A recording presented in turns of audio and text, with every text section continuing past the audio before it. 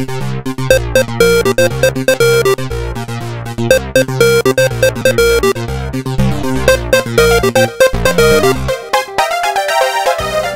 it's Howard Rheingold. I guess, like most of you who are in this room who've been excited about the possibilities of what we can do with these new collaborative technologies, for a long time, this man has been a seer, an influence, and a mentor. He probably doesn't know it, but he has been to many of the people in this room. So it was a special thrill when I met Jeff back in March when he told me that Howard would be leading the Geeks. And I knew then who would be closing this conference. So it's with great pleasure I introduce Howard Rheingold. Thank you.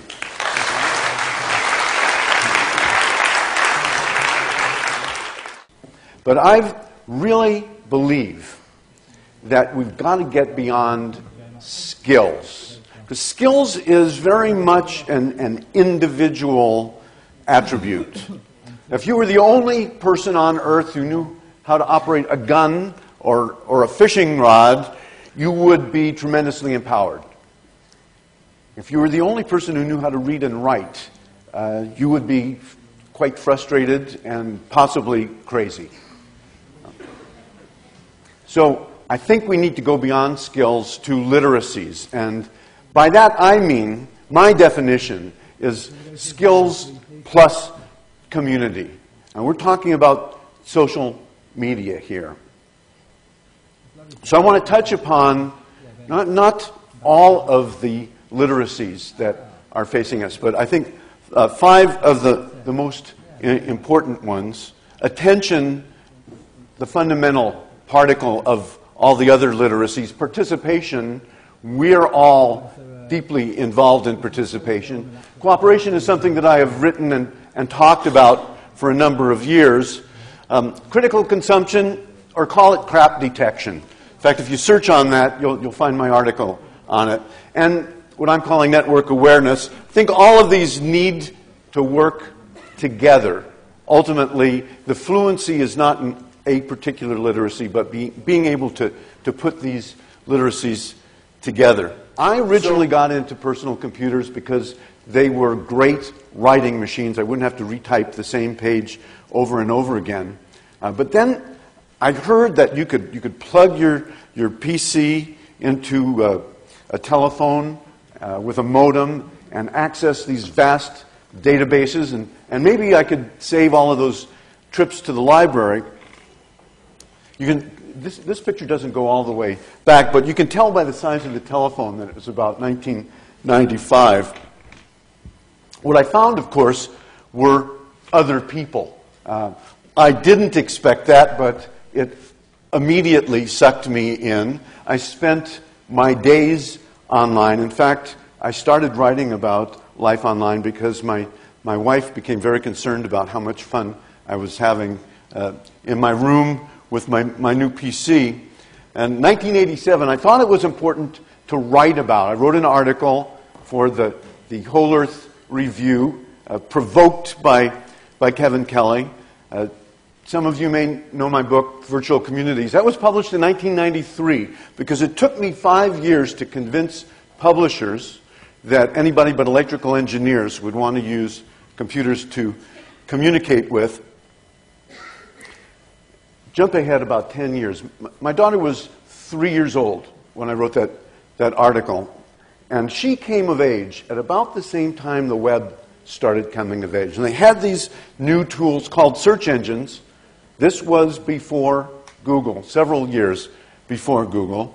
And I noticed that in addition to going to the library and getting books out, she was beginning to enter search terms into search engines. So, of course, I sat down with her in front of the PC and did some searches and explained to her that things had changed right then and there for her, that the authority of the text that goes back at least 1,000 years had been overturned, that you could go to the library and you could take a book out and you might disagree with the book, but probably somebody or several somebodies had been paid to check the factual claims in that book.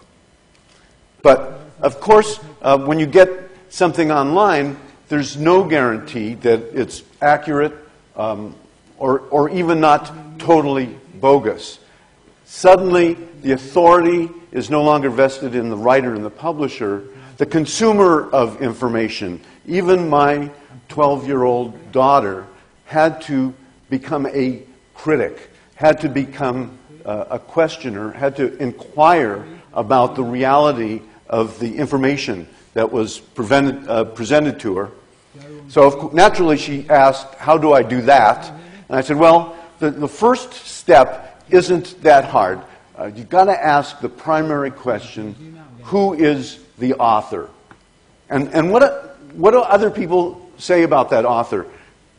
Put that author's name in the search engine. Keep your critical glasses on. Who are these people who are asking questions or who have opinions about that author? What are the author's sources? Who links to the author? I even showed her how to use who is. It's much easier to find out if there's not an author who is behind that website now using easy who is. So the way I put it to her is that you have to be a detective these days. Now I got kind of interested in that, and I became aware that there is a need for what I now recognize to be literacy of critical consumption. Again, Ernest Hemingway called this crap detection, that she needed to build in, she needed to exercise a crap detector, and that this is not going to go away. This is one of the essential literacies, and I'm going to get back to that. And if you wanted to see a more expansive piece about that I wrote a couple of weeks ago, you can look up Crap Detection 101.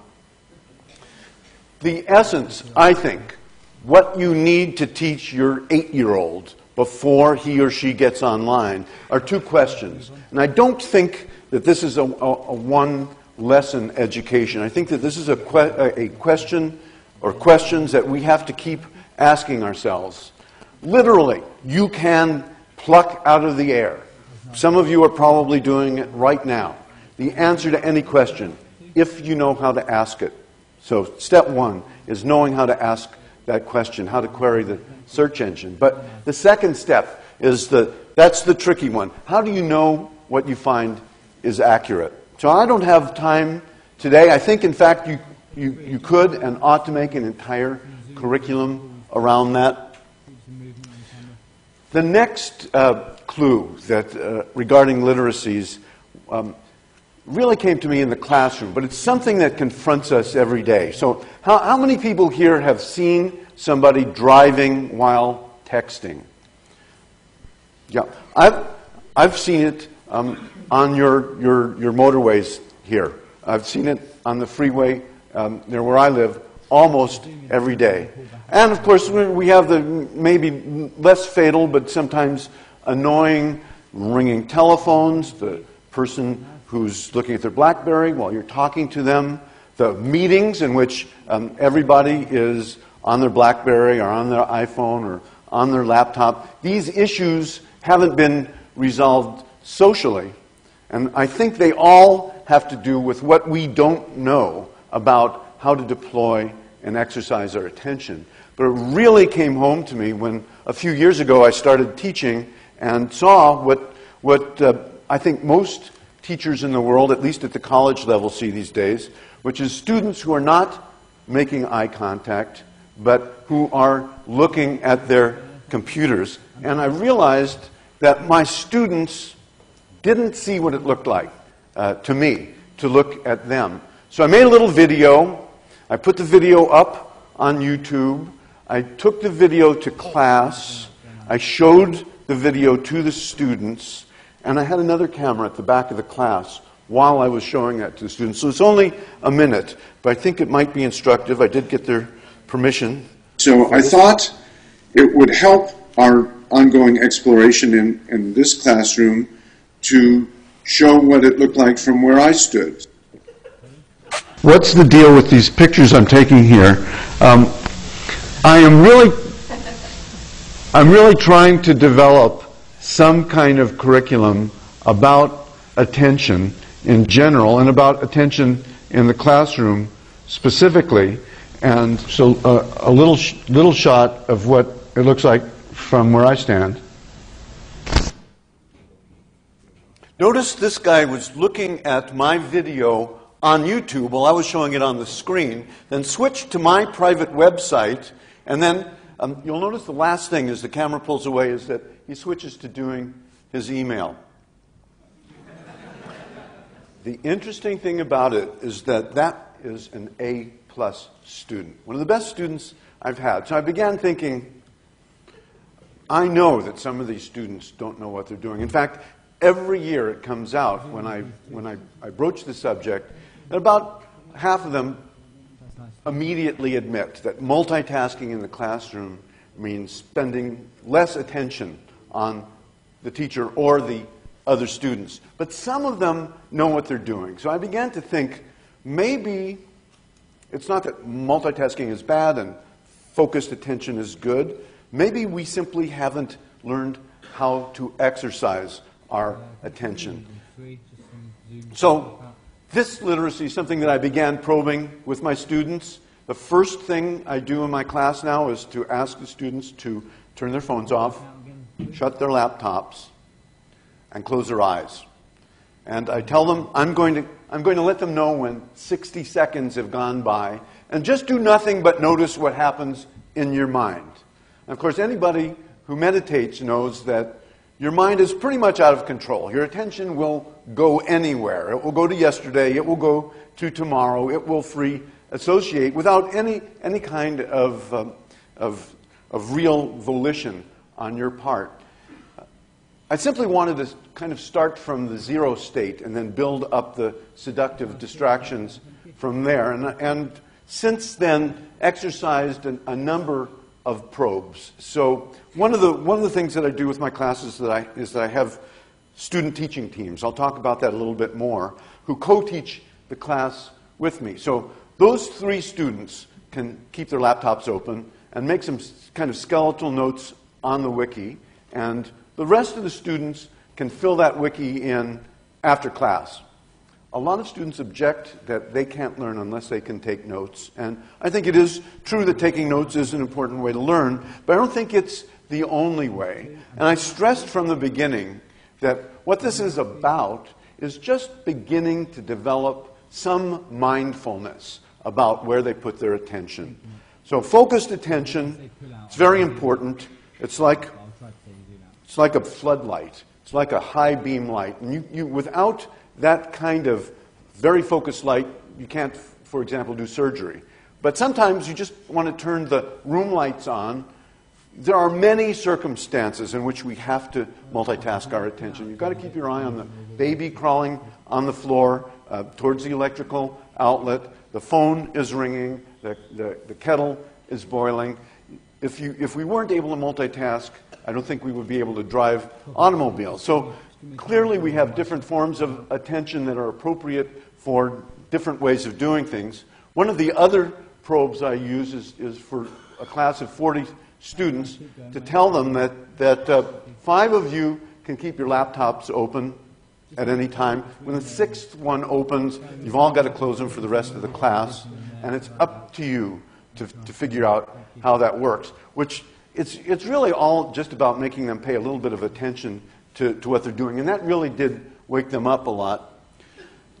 So I got very excited about this idea of critical thinking, and went to my daughter's school and learned that phrase and that idea, critical thinking, is widely known as a plot to induce children to challenge authority. And therefore, it's very difficult to get it past the school board. In fact, that is accurate. And that is, I think, part of the problem we have to face. I'm not sure that schools are the place where education of this kind is going to happen. The divergence of schooling and education, of course, is not a new idea. It goes back at least to Ivan Illich and Deschooling Society, but he was writing long before we had these other issues to deal with. schools are going to remain places where we park our kids while we go to work, and where they learn to be good 19th and 20th century industrial civilization workers. Unfortunately, we're in the 21st century. I think a lot of the learning is taking place outside of school, when the teacher isn't looking, in the SMS messages, the blogs, the young kids don't Twitter that much, the game playing that they're doing. I'm not so sure that that kind of informal peer-to-peer education about literacies is going to take us very far. They're very, very good at learning any kind of online application, any kind of software, without reading the manual, by just clicking around. That doesn't mean that they understand how to advocate, how to organize, whether they know the rhetoric. But I do think we have an opportunity to take advantage of the natural enthusiasm that a great many young people, and I don't want to generalize about the entire generation, I'm going to talk about that, but a great many people, young people, obviously have a lot of enthusiasm, or Rupert Murdoch wouldn't have spent, what was it, $750 million on MySpace. We probably wouldn't have YouTube if it wasn't for 16-year-olds. And I don't think that any of them are doing that because their parents or their teachers told them it was an educational thing to do. They're doing it because expressing yourself and connecting with your peers is something that you want to do when you are a teenager. And never before have we had ways to connect with our peers that our teachers and our parents couldn't spy on. Never before have we had ways to express ourselves that the entire world could see.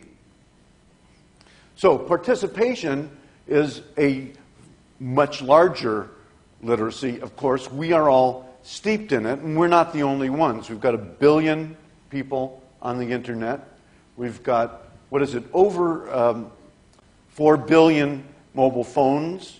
I think about 100 million of those and counting are cameras. We're seeing the results of that all the time.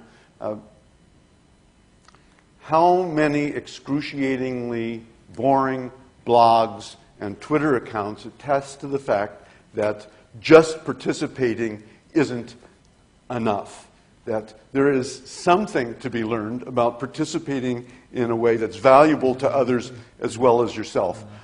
I do think, I agree with Yochai Benkler and Henry Jenkins and others, that participating, even if it's no good and nobody cares, gives you a different sense of being in the world, of being an active citizen rather than simply a passive consumer of what is sold to you, taught to you, what your government wants you to believe. So just participating, I think, is a great thing, but I think it's just a start.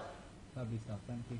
So the technologies that we all have today, the technologies that kids have in their pockets today are literally millions of times more powerful than what the Defense Departments had not too many years ago.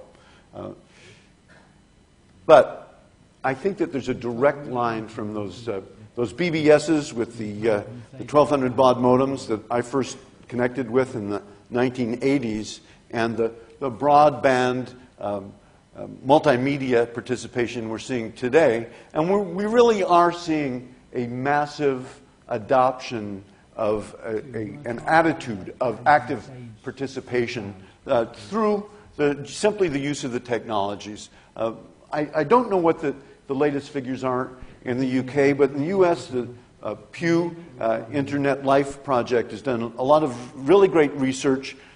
In 2005, which is a long time ago, they found that 87% of American teenagers across all boundaries, all class boundaries, ethnic boundaries, are online in some way. And over half of them create something, even if it's just pimping out their MySpace page. I don't believe in this myth of the digital natives who are magically empowered and fluent because they carry laptops.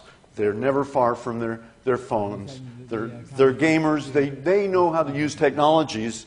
And clearly they carry around with them technologies that dwarf the kind of computing power that was available to scientists not too many years ago. I think we are already seeing, I know we are already seeing a change in their participation in society. We're just beginning to see the results of that. This is from the Los Angeles demonstrations. I'm going to talk just a little bit about that. I think we have to understand that media production, the cultural production that all of these media I'm talking about enable, is different in a very significant way from other forms of production, from steel or textiles or agriculture, in the sense that media enable, but don't guarantee, that people can inform and persuade and influence the beliefs of others. And I think most importantly, to help them to organize collective action on all scales. And of course, humans have used our talent for organizing collective action, incited by and coordinated by communication media. People in Spain, texters in Spain, tipped an election after the Madrid terrorist bombings. My News tipped the election in Korea, and when the Korean Congress tried to impeach the newly elected President Roh, they organized this. We're beginning to get into the next literacy here, using the technologies and techniques of participation and attention to organize collaboration. And cooperation, collaboration, collective action all have slightly or less slightly different definitions, but doing things together that give us more power than doing things alone. Like the 20,000 high school students in Los Angeles who walked out of their classes to join street demonstrations around proposed immigration bills in the U.S. Congress, organized on MySpace. They scared the U.S. Congress. They still haven't passed an immigration bill. And I'm quite sure that none of these kids joined MySpace in order to organize political collective action. But they did see, when there was something that they cared about, which was that their parents might get deported, they knew how to deploy the technologies and the media at their disposal to organize for that. So I spoke in Santiago, Chile, last September, and people there said, oh, we have smart mobs here. We had the Penguin Revolution. So school children in Chile wear black and white uniforms, and that's why they call them penguins. And the public funding for education in Chile is very, very poor. Anybody who could possibly send their children to private school does. And the children themselves would not put up with this anymore. So we're talking 14 to 17-year-olds. They were the leaders, although a lot of adults joined in. They didn't just walk out from their schools. They used Photolog, MSN Messenger, and YouTube to organize a walkout in which they chained the doors of the schools. All of the public schools in Chile closed, and tens of thousands of people, including adults, hit the streets. The Minister of Education resigned in the wake of this scandal, and that precipitated a national discussion of education. I don't know where that's going to end up, but it certainly woke up those students. They were 14 to 17 years old 3 or 4 years ago. They are now beginning to enter the political process, and I suspect we will hear more from them as leaders. Of course, fair trade demonstrators here in London organized a flash mob dressed up as bananas. Why not have a little fun while you're at it? There are a lot of ways to do this. We are seeing, of course, a lot of people organizing that kind of collective action. The last American election, one of my students at Stanford built this website. He kind of mashed up YouTube and Dig. He invited other students to make 60-second videos about why they were going to vote for his favorite candidate, and then they voted them up to the top. So not only did he know how to participate, he knew how to build a platform for participation. I think we're going to hear from him again. This wasn't done by young people. I'm not necessarily concentrating this all on young people. These literacies, of course, are something we all are encountering. This was an interesting episode. Jim Gray, a computer scientist for Microsoft Research, took his sailboat out a couple of years ago on San Francisco Bay, and he did not come back that evening. So, his friends at competing companies at Microsoft, at Google, and Amazon organized themselves. They got fresh pictures of that area of ocean from NASA, from Google. The Microsoft engineers helped them divide it into 500,000 images. They put it up on Amazon's Mechanical Turk. And something like 12,000 volunteers searched through 500,000 images in a couple of days. They didn't find Jim Gray.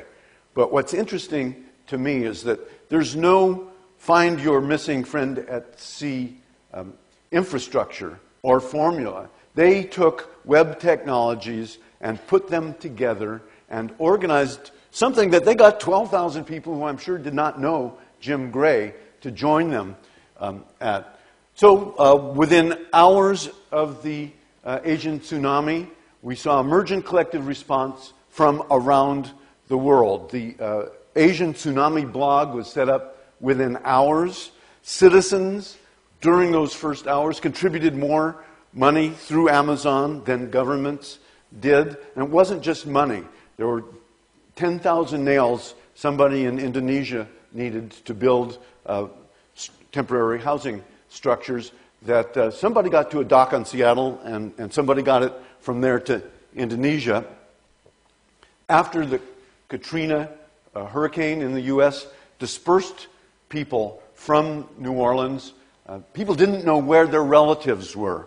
They were posting notices on Craigslist, on Usenet, on half a dozen different sources. So some geeks got together to try to consolidate these requests, scrape all of these different sources and put them into a uniform database they called the Katrina People Finder Wiki. They had some technical problems trying to get all of this data flowing in rapidly enough. They had several experts from a company I won't name that we all know in Silicon Valley for databases working on this. They were unable to solve the problem. The problem got solved, that bottleneck went away, the information started flowing. These geeks figured out who had solved the problem. They called him at home. And he said, "Sure, I can tell you how I did it, but my mom says I have to go to school now." 15 years old. Emergent collective response is always what happens before the official responders come when there's a disaster. People always rush into burning buildings. People always give first aid. But now we are seeing global emergent collective response to disaster. I don't think that this is the end of this. I'm beginning to phase from collaboration to another literacy, and I want you to think not of these as separate categories, but they are interconnected. Knowing how to mobilize people to do things extends to social capital, which I will briefly define as the capacity to get things done with other people without going through official channels.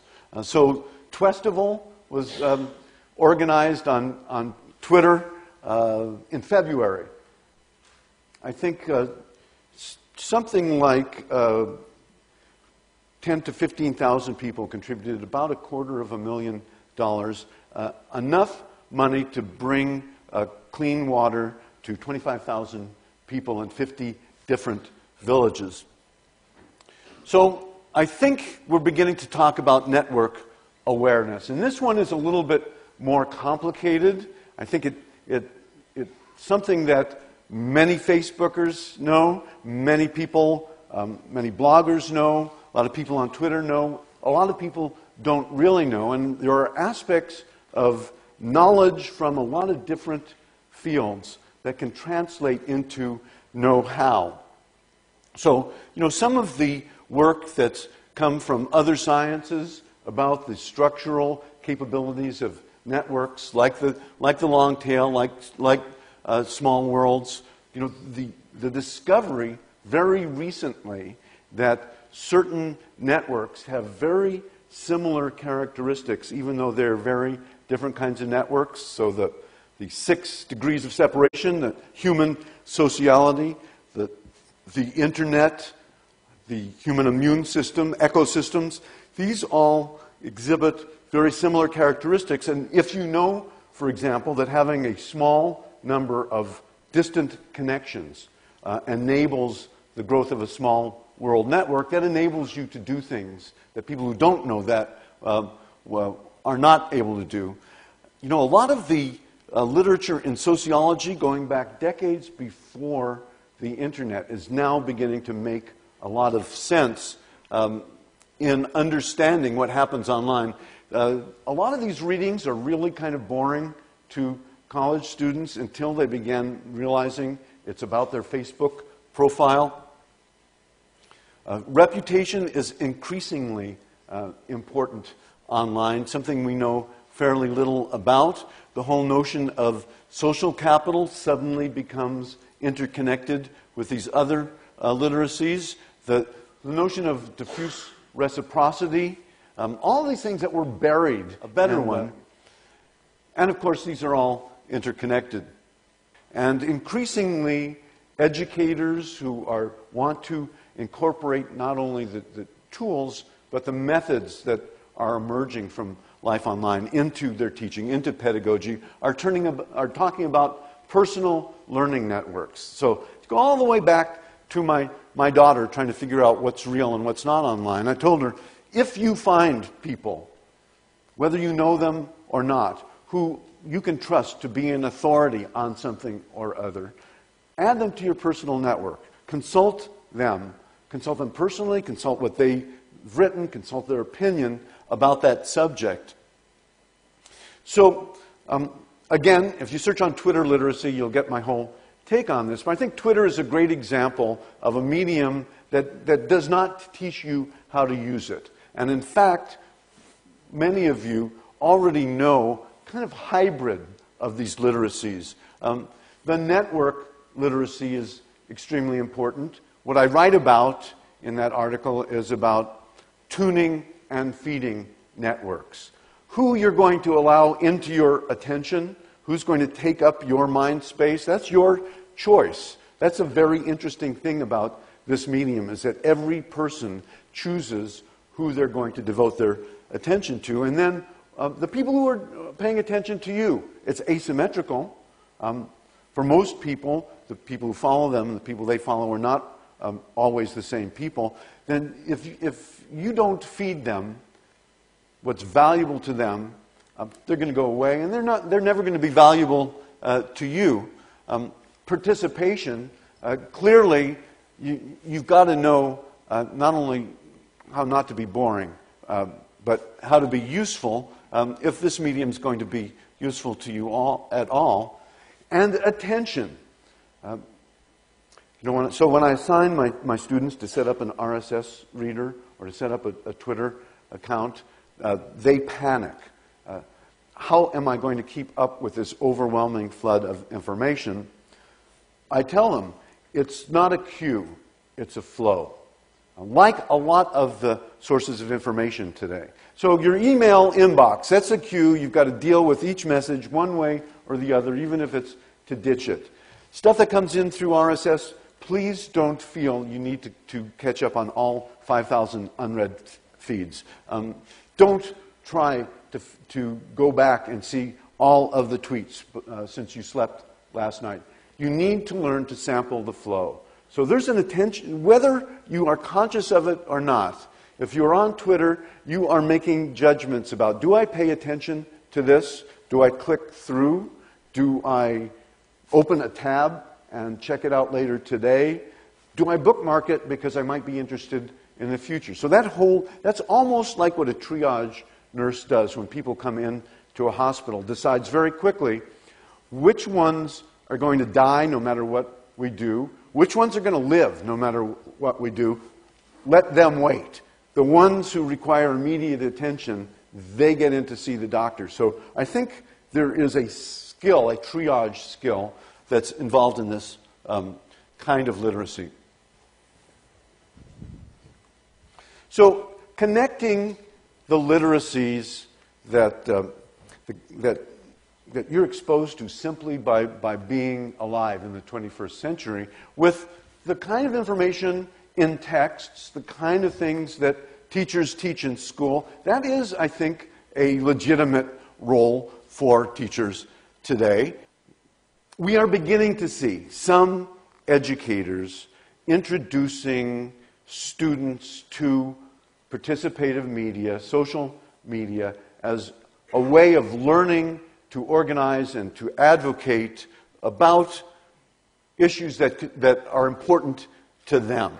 This picture is my idea of exactly how not to go about it. It reminded me, when I saw it, of my daughter's first day at school. She really loves learning. She really loved preschool. She was so looking forward to her first day at big school. She came home. The look on her face was heartbreaking. I said, "Honey, what could possibly be the matter?" And she said, "Daddy, they make you sit in your desk all day long, and the desks are all in a row, and then they ring bells at you." And I went to her classroom, and I sat in her classroom. I sat in one of those little desks, and the first time that bell rings, you jump. The second time, you don't.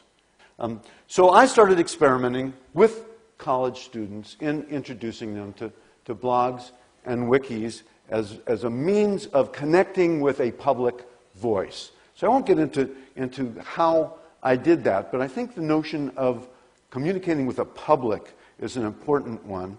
I told them, an audience is passive. You broadcast to them, you probably never hear from them. A public can comment on your blog. They can link to your blog and tell you you're full of it. They could join you in collective action. A public, in your mind, is a much more active participant in your conversation than an audience.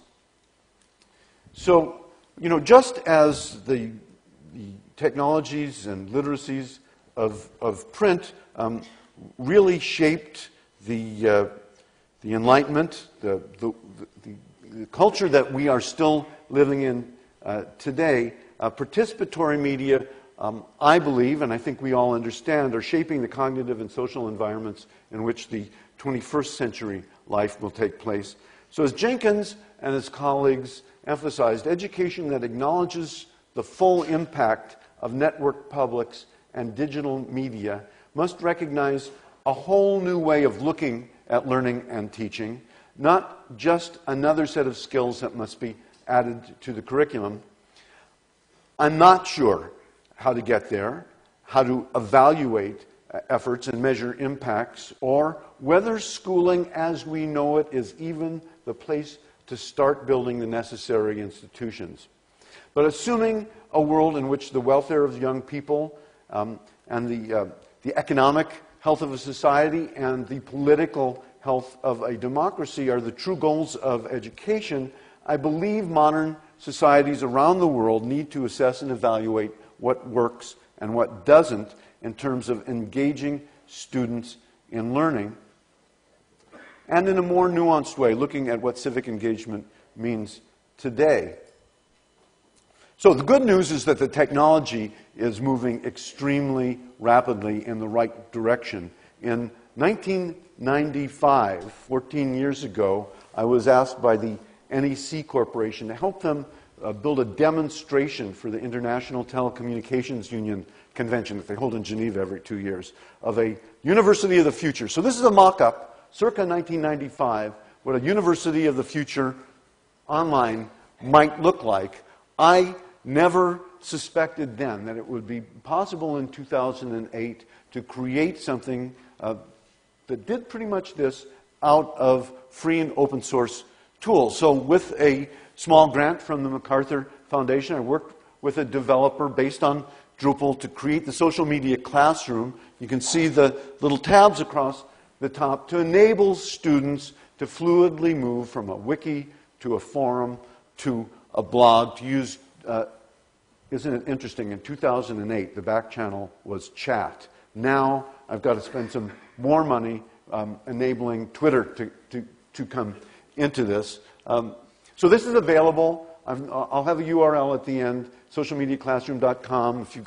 If you have IT skills and a server, you can download it and use it for free. And we do have a server that's paid for till sometime next spring, in which we are hosting people. But the most interesting change that using the methods that are required to do participative media and the social media classroom, in my experience, was moving from a classroom like this was 2 years ago, to a classroom like this was in the last year. For one thing, we moved those chairs out of rows and we moved them into a circle. Not high technology, but an astonishing effect. There is no back row in a circle. You are not hiding out from the teacher, you're hiding out from each other. And when I sat down in the circle, that had a huge effect. It's, given time constraints, I've got to stand up here and talk to you. I'm sure this would be much better for all of us if we could talk with each other. And that's what I do with my students for hours at a time. But more than that, I get the students involved in teaching with me. So I teach a course on social media. It has a number of themes: identity, community, public sphere. Each of those has texts. There's a syllabus. It's on a wiki. The first day of class, I write those themes on the board, and I ask students to cluster around the ones that interest them the most, to self-organize roughly equal groups. And those groups become the co-teaching teams who meet with me and help me teach the class on that theme. And when it works, they try to outdo each other every week. And they do exciting things that blow all of our minds when it works. That brings us back to the literacies. I think if you want to keep your eye on what we need to do, not only for children and for students, but for ourselves, you have to keep your eye not just on the technologies, but on the literacies.